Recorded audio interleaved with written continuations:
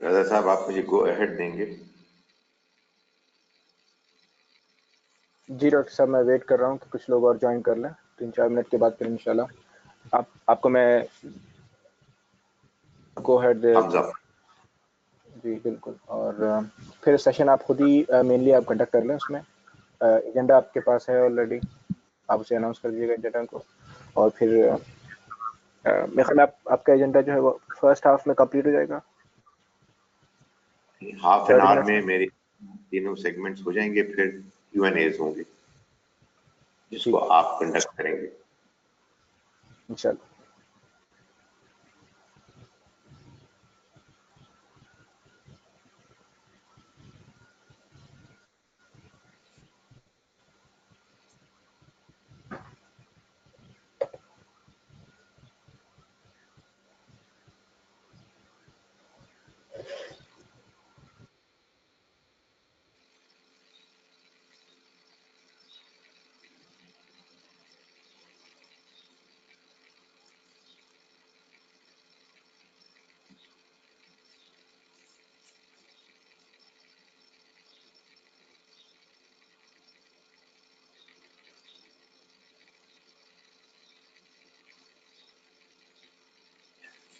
रमजान में मुश्किल होता है सुबह उठना, खास तौर पर संडे को।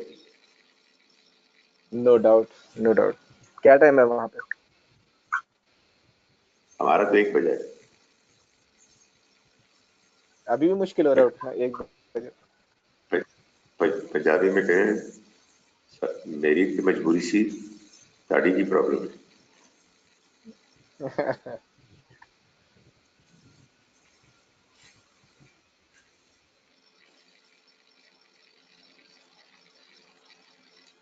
मौसम कैसा है आप लोगों के? यहाँ पर ठंड है इस वक्त। Oh, good for very roses. Unusual, very unusual weather for May. Good for Rojas.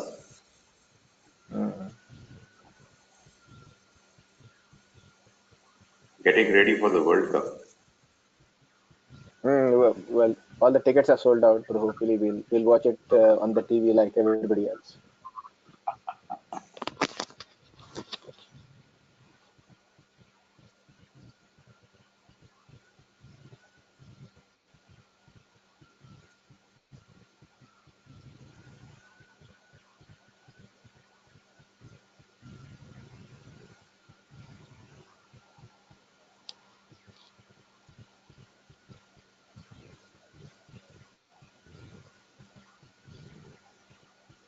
पानी के छींटे मारेंगे तो लोग उठेंगे, पता नहीं बताऊंगा।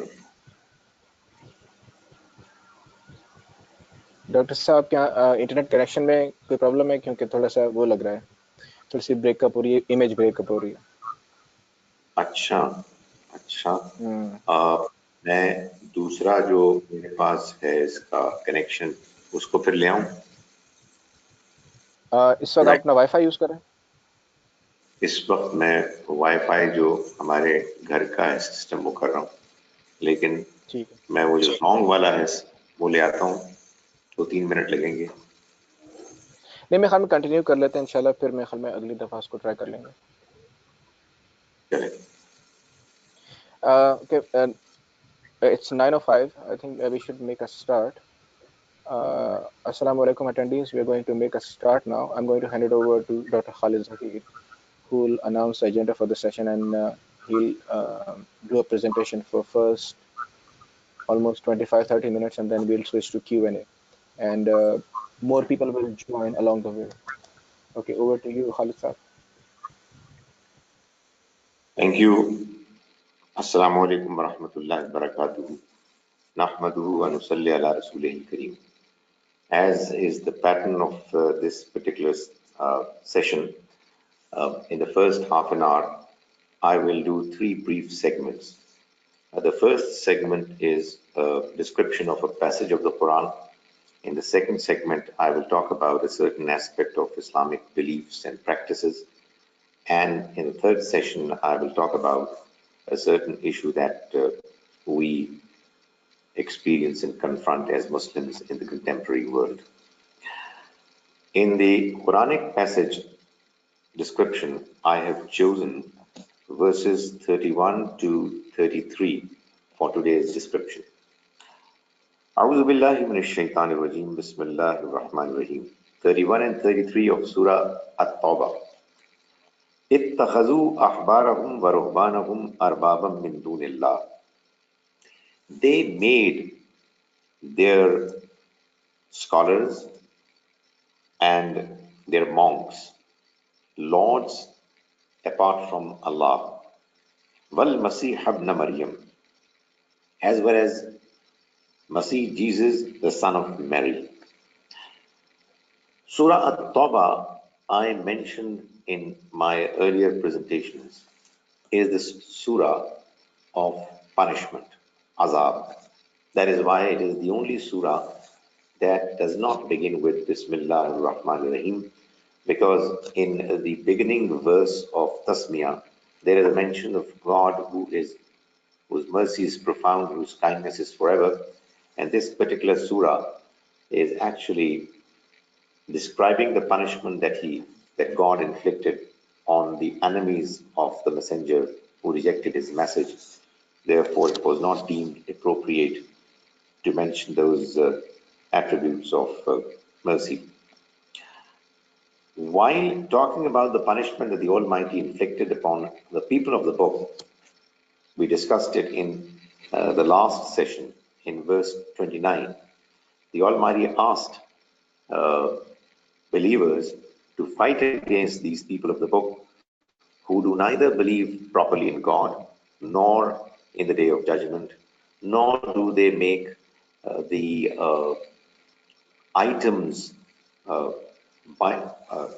they do not make the items haram on themselves, prohibited, the ones that the Almighty had made prohibited, and do not make the true God of the true religion of God as their religion.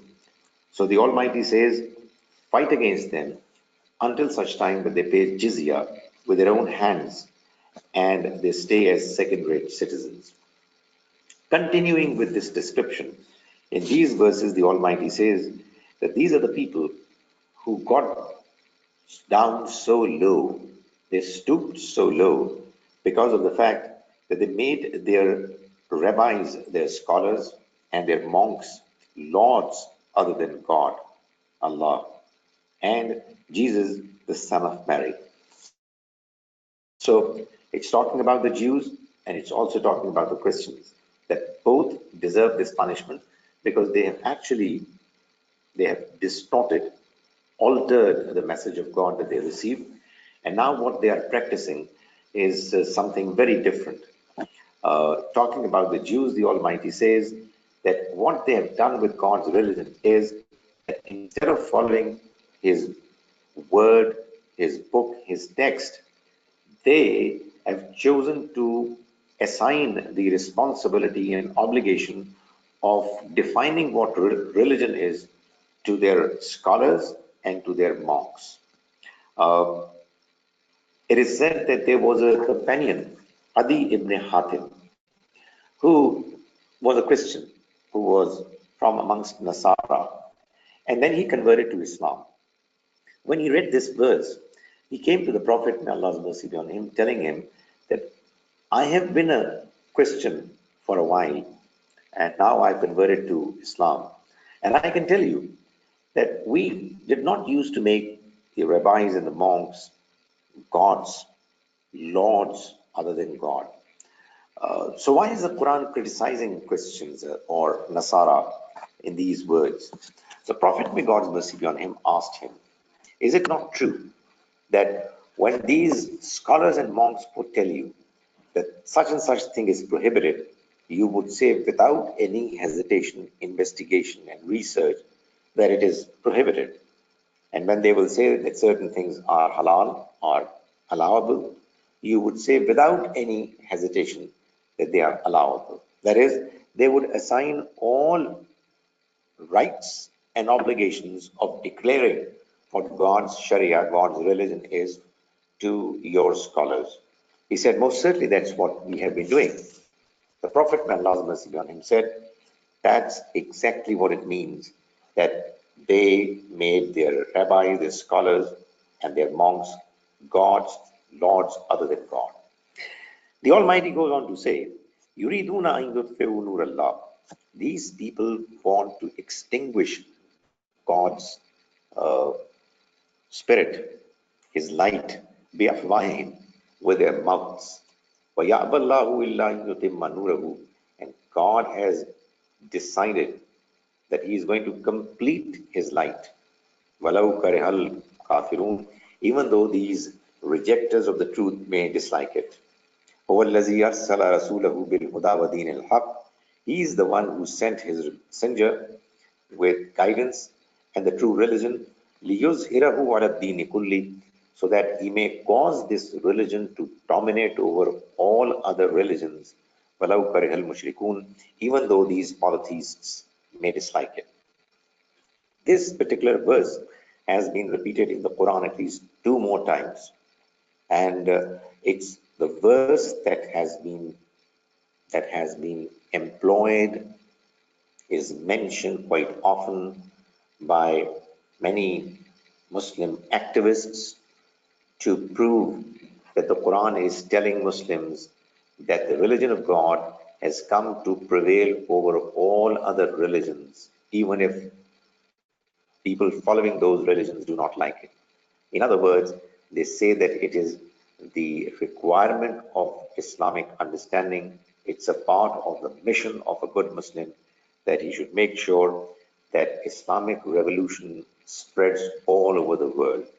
That is what causes many people to become sometimes militants when they get the opportunity of exercising their military power to capture a few territories, to be able to establish God's religion there in their intentions, in their understanding, and they think that it's a part of the mission that the Almighty has given them to accomplish.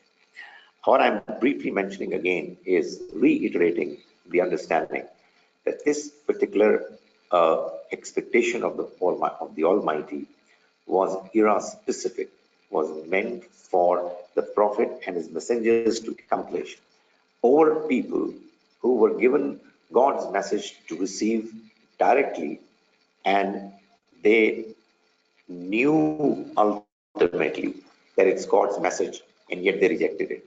It has got nothing to do with the later Muslims. It's not a part of the Sharia. It's a part of the Almighty's plan that He wanted to get accomplished during the lifetime of His messenger alongside the companions who were supporting him. Okay, the next topic that I have to briefly talk about is alternatives to belief in God. We have seen in the last few discussions that the Almighty has mentioned in the Quran the fact that belief in Him, belief in God, is actually a requirement of our inner nature. It's something that we know intuitively. The Quran also informs us that belief in God or experience of God is what the first humans, our ancestors, Adam and Eve, they directly had of Him. And that understanding trickled down. It went to next generations gradually, generation after generation, because they used to talk about it. So that's also a reason why a large part of humanity believes in God. And we have also seen that belief in God is intellectually also something which makes a lot of sense. In fact, it's human intellect that is forced to believe, if it's unbiased, that there is one God. However, the fact of the matter is that not everybody believes in God the way the Quran presents his case to be believed in. What are the alternatives? Well, one alternative is polytheism, shirk. That is, there are people who believe that there is one God, but there are other gods also who are his partners, who, along with him, uh, they are running the affairs of this world. Okay, God, the God Almighty, is the big boss. He is the ultimately supreme chief executive officer. But that doesn't really mean that he's the only one who is running the show. There are others who are partnering with him. So the Quran mentions time and again that the people that the Quran was addressing, the polytheists of Mecca and the surrounding of the Arabian Peninsula, they had this understanding that there is one God who is the creator, but he is the one who has himself chosen to uh, to have other partners who now are also effectively uh, a part of the system which is running the affairs of this world. So there were people who were therefore not approaching God, praying to Him, or worshipping Him. There were those who were actually approaching the others, Lat, Uzza, Manat, etc. The Quran says, for instance, in Surah An-Kabut, Surah number 29, verse 61, وَلَئِنْ سَأَلْتَهُمْ, and if you ask them, Man khalaqa samawati wal ard, who is the one who created the heavens and the earth? فَسَخَّرَ الشَّمْسَ وَالْقَمَرَ, and who is the one who has caused the sun and the moon to serve humans, to serve the cause of humanity? لَيَقُولُنَّ اللَّهُ, they would certainly say, it is Allah, the God. فَأَنَّا يُؤْفَكُونَ, then where have they turned towards? Why have they turned their backs to the correct understanding? Uh, the Quran tells us that polytheism, shirk, is not acceptable for two reasons. One, it is intellectually untenable, unacceptable. Uh, Intellectually, if you look at this world, you would find that it's functioning as one unified, integrated system. There seems to be one mind, there seems to be one planner, one designer, one boss who is running the affairs of this world. He is looking at this world that he has created and the way it's running. He is unchallenged. He is supreme.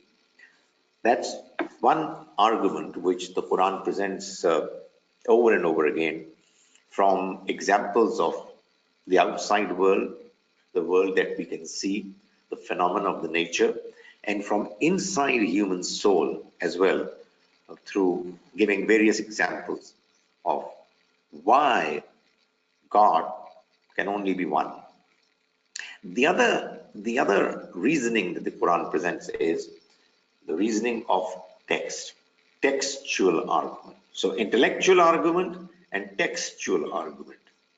When I say textual argument, what I mean is that the Quran is claiming that there is no God, creator, deity, somebody who is worthy of being worshipped except God, because God has never ever mentioned it in any of his books, texts, or has asked any of his prophets, messengers, to let humans know that God has appointed somebody other than himself to be approached for being worshipped, for being asked for help, etc.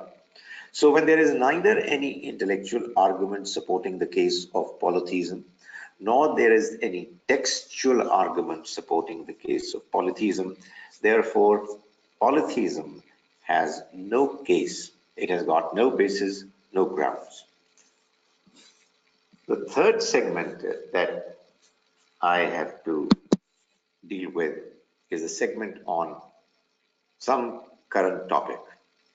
I talked about the current affairs of Muslims, which is fasting in the month of Ramadan. I will continue with that subject. Today, I will talk about fasting as an opportunity to introduce Islam to others. Let me admit that this particular segment is actually inspired by a video clip that I received from a friend living in London, outskirts of London, who has mentioned that one of his colleagues asked him as to why does he fast. And he asked him, why is it that there are Muslims who are complaining every now and then that they are fasting and therefore they need to get concessions, reliefs, some relaxation in the burden that they are given to discharge, etc. And he says that I told him that, it's not justifiable on the part of Muslims to ask for those concessions. The real purpose of fasting is to make us God conscious, disciplined, to be able to have the self-control, etc. So while we are fasting, we need to be attending to our duties properly. We need to do whatever has been assigned to us in the best possible manner. Right? There is some loss of energy, which it gets drained, but then that's what the challenge is all about. So he said that I mentioned to him that the very purpose of fasting is to become a better human being, to become a better person, to be able to stay away from evil. And the fact that we have been asked to go through the exercise of staying away from what is otherwise legitimate during the period of fasting from dawn till dusk.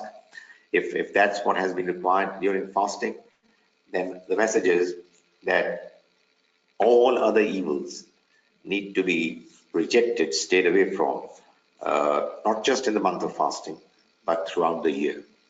So the gentleman says that there were people, this individual who was talking to him, he said that I know now more about fasting and about the Muslim ways.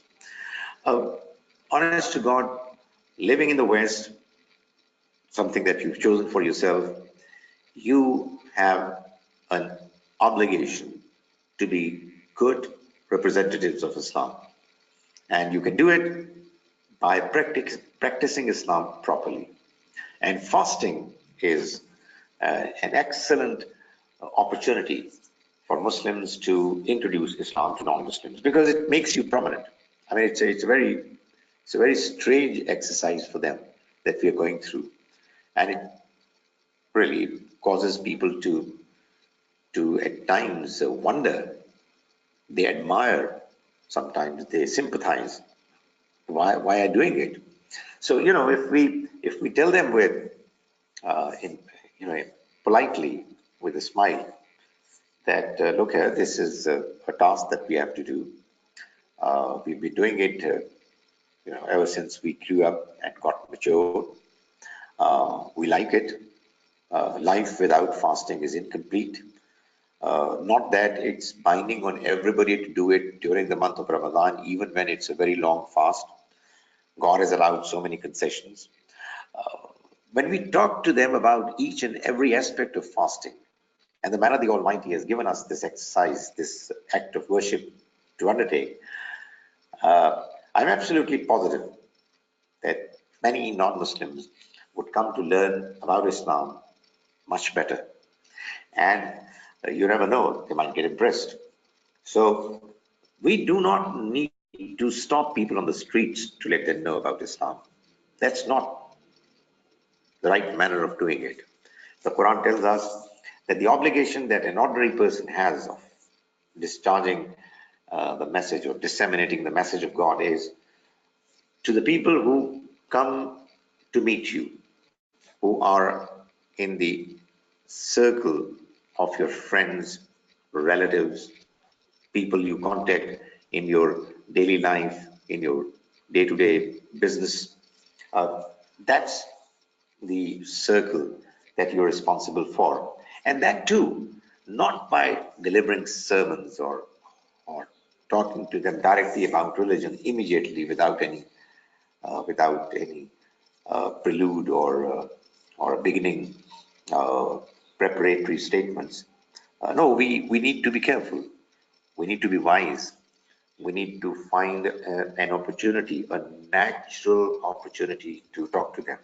And what better opportunity could there be to talk to people about Islam than the opportunity which offers itself during the month of Ramadan, when we are fasting and we're saying nothing to anybody. We are behaving properly, normally, and people know that we are fasting. We are hungry and thirsty. But they also see that the person is absolutely normal, active, and they would naturally ask. Some of them would most certainly ask, and when they would ask, then you will have the God-sent opportunity of talking to people about it and telling them what exactly is the real spirit of fasting. So, as I have been mentioning all along, that when you live in the West and you discharge your religious obligations properly, you get a natural openings, opportunities of introducing God's message to others. Yeah, naturally, when we pray, we don't need to be visible while we are praying, but at times we pray because there is no space elsewhere. We don't need to do wuzu in a manner that would cause others to be disturbed. We have all the options to exercise to be acceptable to the rest of the people around you. We need to present our religion through practicing it in a manner that those people who have yearning, eagerness to learn about our religion, they should get the opportunity of knowing about it. And obviously, as I said, there can be no better opportunity to learn about religion, Islam, than to to see people fasting and then to wonder why they're doing it and then to get an answer. And obviously, the answer should be wise, well articulated, supported by arguments. It should not be mentioned in a manner that you are imposing it on somebody else, trying to exaggerate the reality. Just do it calmly, quietly, and naturally, and you will find that if there are people who are interested, well, they will take interest, they will ask questions, and hopefully they will come closer to Islam. That's all from me. Now I am available for question and answers. Thank you very much, Dr. Sam. The comment that you mentioned about waking up on a Sunday morning during Ramadan, I can see the effects of that on our attendance today as well. So, Right. but no problem. If people want to ask questions, then I'm going to unmute you. You will be able to unmute yourself and ask a question. Does anybody have a question?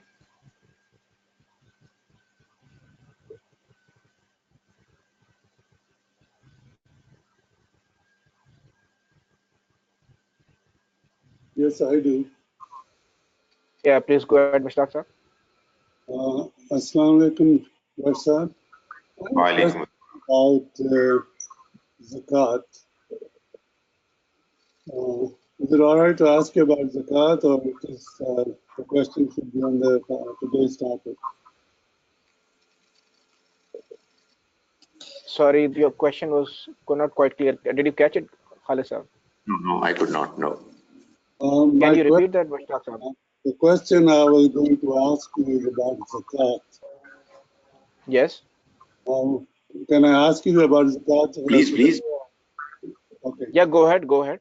Okay. My question is this: that zakat is mandatory, and the problem these days, what some people are doing is they're setting their own non-profit organization, tax deductible organization, and not only putting their money in that, instead of giving it to the zakat, to the government or to the poor people, but setting up their own organization to do what they think should be done with that money and ask their friends to contribute to that.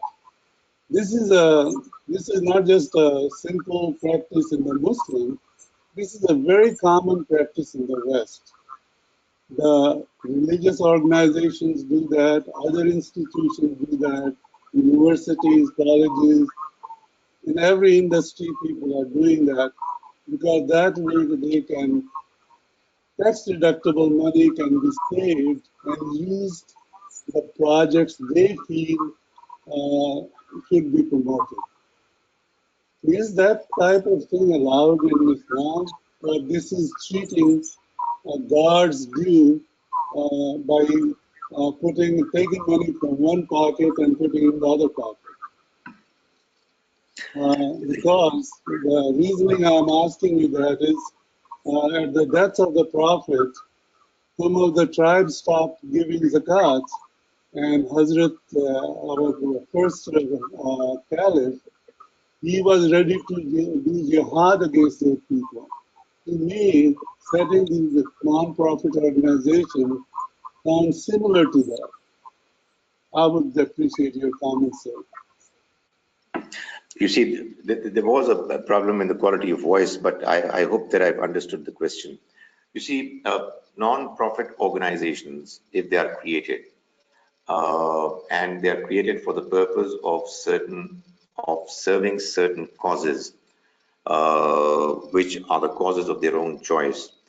And if I properly understood the question, they do get money on given on charity and also given in the category of zakat. So is it okay and legitimate for those organizations to ask for such money, and they invest their own zakat also on such projects? Is that okay? I hope that's what the question was.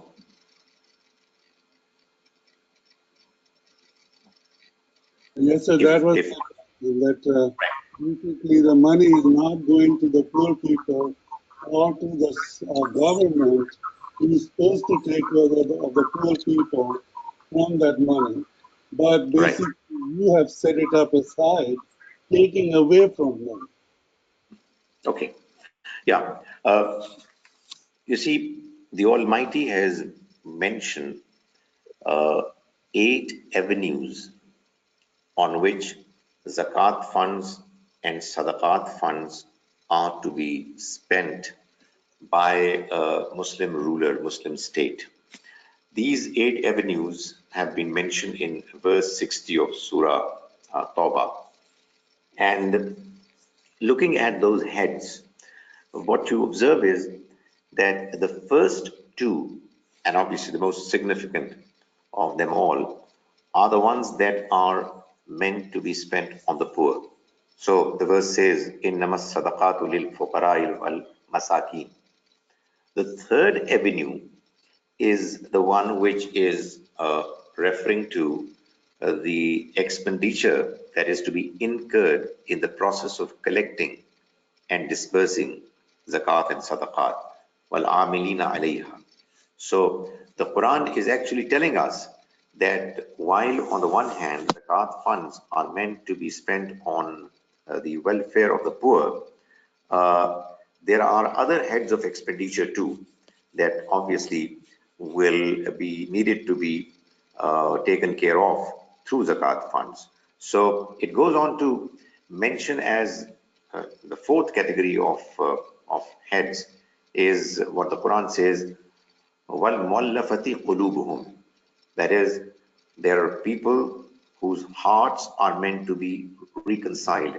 brought closer to God and His message. So there were Muslims, newcomers, who were not very poor, who didn't belong to the category of fuqara and masakin. Had they belonged to that category, then the mention of this category would have been unnecessary.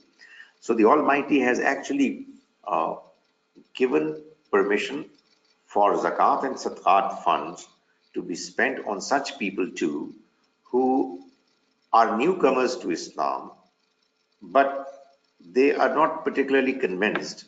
They are more inclined towards, these worldly resources, and they would expect some help to come to them so that they grow in their confidence of Islam. The same can also be applied on non-Muslims for them to come to close to Islam. And then the Almighty also mentions wafir riqab, for freeing slaves, who obviously were a category of people who were exceptionally underprivileged, and they were deprived of their freedom. And then the Almighty also mentions wal gharimin. This category in particular is the category that gets into a trap of debt or some other economic crisis all of a sudden.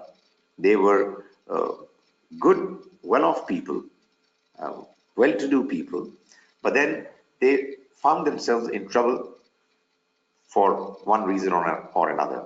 And then the Almighty also mentions fi sabilillah, in the way of Allah, that is, for the cause of His message, for the cause of promoting the understanding of Islam, etc. And then also wabnis sabil, for travelers. Traveling, obviously, at the time when the Quran was revealed, was quite different from the way it is now. A person who would move out of his town of origin to some other place for, and would travel, he would not remain well off, would be dependent, would be vulnerable. And likewise, the Almighty mentions that these are the categories that need to be taken care of when you are paying zakat. Now, coming to your question, if there are people who are spending on avenues which are not justified, which they think are important, but they are not quite as important as is the mention of the Almighty in the book, then obviously they need not be helped, because there are avenues which are more urgent, and within those avenues, some of them are more important and urgent than the others. And while paying zakat and while spending zakat, we should always take into account the need, the urgency, and also obviously when we're doing it as individuals, our relationship with the person. In other words, al-aqrab fal-aqrab is the principle. The closer a person to you in his relationship with you, is a relative or a friend or a neighbor, the more deserving he is.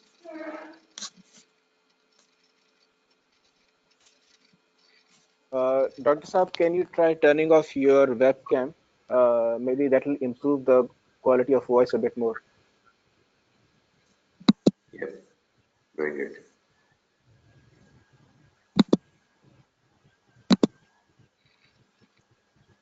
I remove it.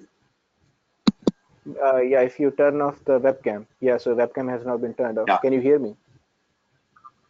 Yeah, absolutely. All right, thank you. So, Mushtaq Saab, did you get your answer? No, why I'm asking is that there are a lot of these organizations asking for donations during Ramadan. And some of these organizations really are not into public welfare, and nobody really knows how to evaluate them. I want to give you an example. The largest charitable organization in the world is supposed to be Catholic Church. They have almost $1 trillion of assets, mainly real estate. As you already know that they own a country, Vatican. They have their own bank. So some of these organizations in the United States and the West, they have enormous amount of money. And if you see their lifestyle of those people who are running those organizations, you wouldn't believe it, that they're squandering so much of people's money because of this non-profit organization status. And that's the reason it's very hard for an ordinary person to evaluate where the money is going to go when you give it to organizations like that. So that's the reason. I got your point. I got your point now, Mushtaq Sahab. I think you are absolutely right. I think as people who are spending from their zakat, sadaqat funds, we need to take the responsibility of ensuring that our funds are spent in the right manner. And if we come to learn about the fact that certain organizations, charitable institutions, non-profit organizations are what we can see from their performance, they are not doing their job properly. Instead, what seems to be happening is that the people who are running the affairs of these organizations are the ones who are benefiting from those funds more than the ultimate users, the ultimate needy people. So most certainly I agree. That was my point, yeah. I agree with you, absolutely. All right. Thank you, Mr. Aksa. Thank you, Mr. Sister Fawzia, did you have a question? If you have a question, you can unmute yourself. Otherwise, I'll go ahead and I'll ask a question. Okay, so Dr. Saab, going back to the first part of your presentation, the verses that you were talking about that deal with, you know, with the kuffar, for example, and the way they are read today, and some people misuse those verses. There is a bit of a difficulty in the Quran, which is when you read it, it seems that it's talking to you as if this is like the present tense. It's talking in the present moment, and anybody who's reading it and he's quoting that verse to somebody else would feel the same, that look, Quran is exactly saying that in the present tense. How would you differentiate the verses that Quran is kind of giving us, or the commands that God is giving us in the past, relating to people in the past, events in the past, and limited to events in the past, from verses that are supposed to be read in the present tense or in the present moment? Right, I quite agree with you that it's a difficulty. I say that it's a difficulty because I see people finding it difficult to distinguish between verses that are meant for all times to come and the ones that were meant for a particular group of people belonging to the era when the Quran was being revealed. But I think in order for us to be able to understand the Quran, we must appreciate basic principles of reading the Quran. The first thing that we must know about the Quran is that it was revealed to the Prophet, may God's mercy be on him. And it was revealed to him for him to be able to achieve his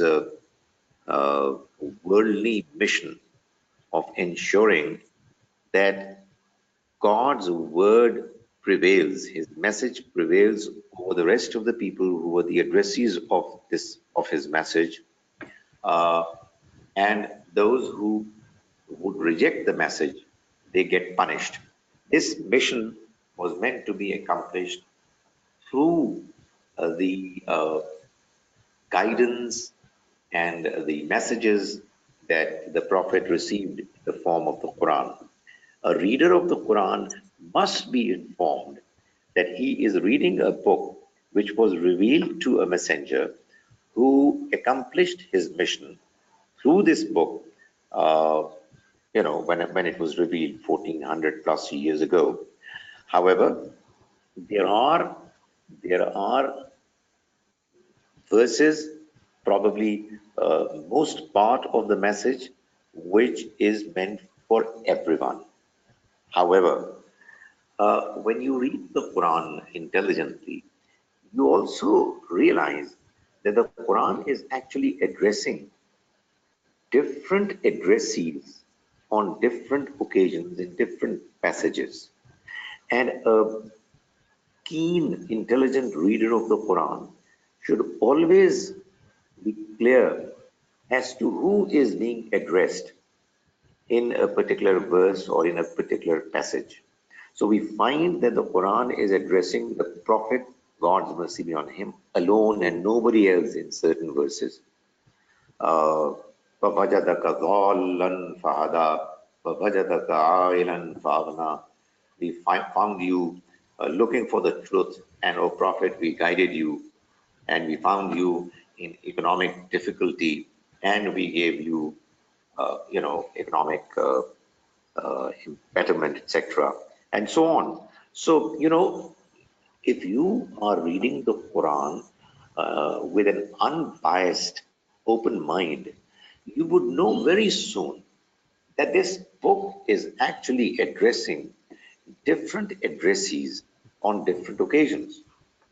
I mean, the Quran is at times you would find addressing the leaders of Quraysh and telling them that, look here, you still have a chance if you give up on your, give up insisting on your wrong ways, etc. So, the kind of trouble and difficulty that some people find themselves while reading the Quran owes itself to the fact that there is this very oversimplified understanding that has been given to people to understand about the Quran, that it is addressing us.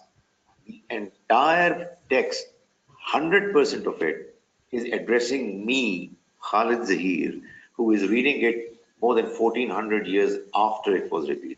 I think this principle is absolutely wrong. This principle is not coming from within the Quran. It's a principle that some people have somehow imagined and have caused people to be influenced by it. The trouble with this kind of reading is that when you read the Quran with this principle in mind, then you will find that the Quran is contradicting itself over and over again. You will find on the one hand that the Quran is insisting that it has got no contradictions whatsoever, but on the other hand, it is contradicting itself. For example, the Quran tells us that it is a rule, it's a principle, that killing an individual is such a big, huge crime that it's like you kill the entire mankind. But the same Quran is also saying that go ahead and kill these polytheists wherever you find them. Now, obviously, this is a contradiction. We have a problem at hand.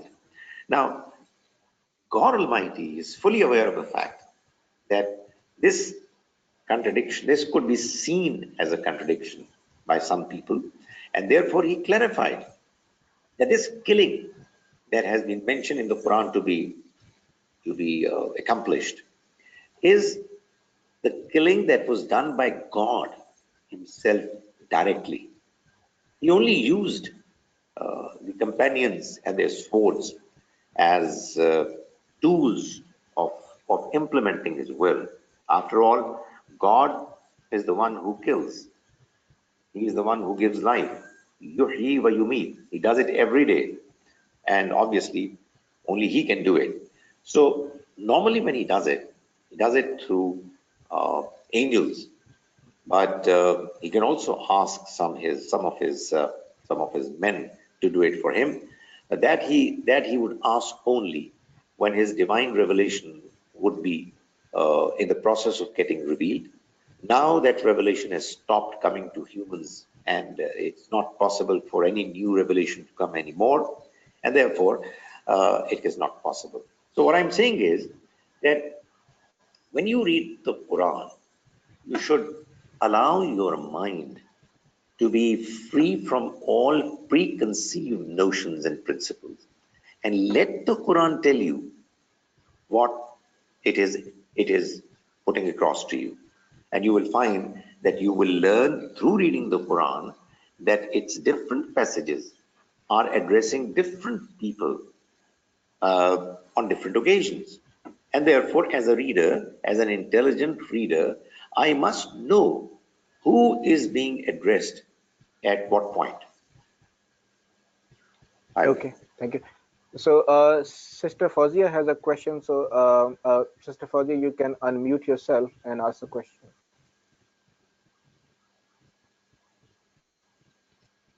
You should see a mute unmute button on the top right hand corner.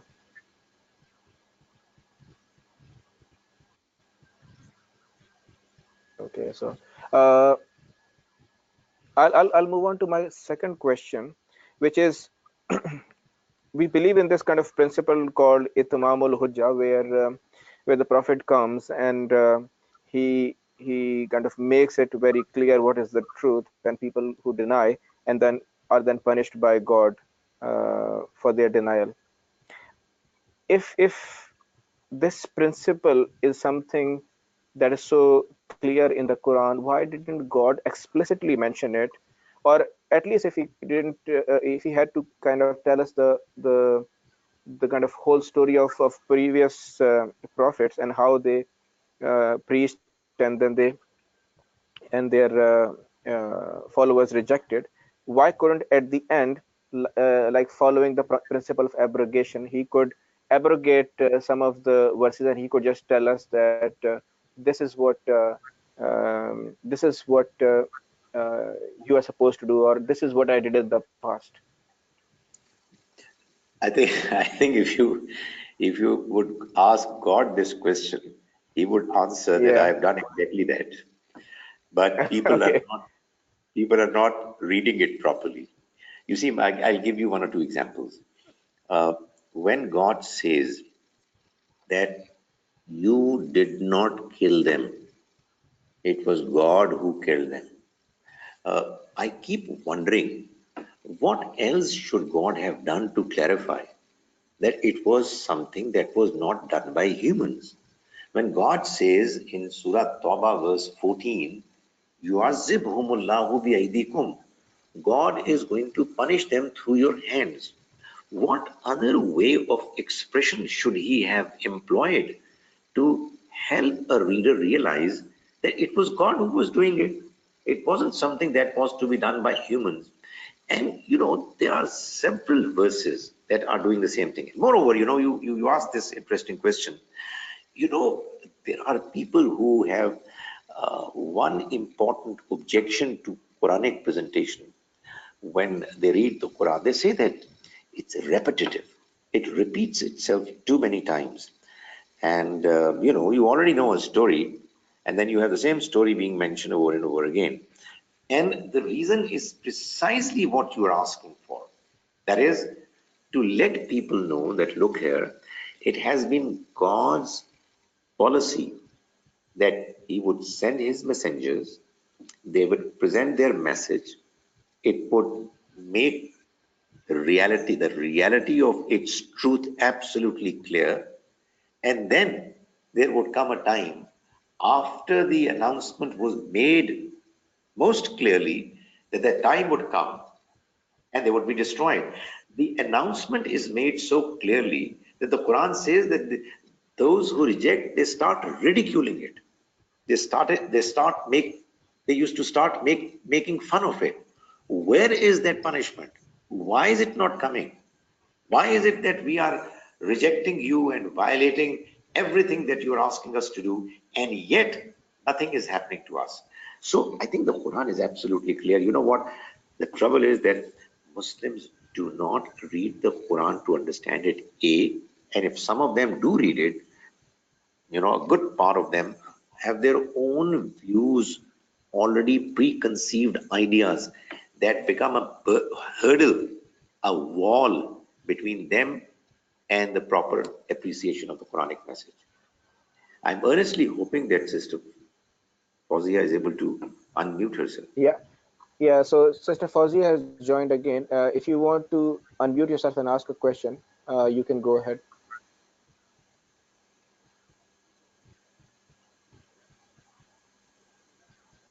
Okay. So we'll let her try. Does Just she we know got that just a few minutes left. Yeah, sorry. she can also write the message, her question? Yeah, she can put the message on chat as well, but we haven't received anything on the chat. So we just got like few minutes left, maybe 3 or 4 minutes left. So Right.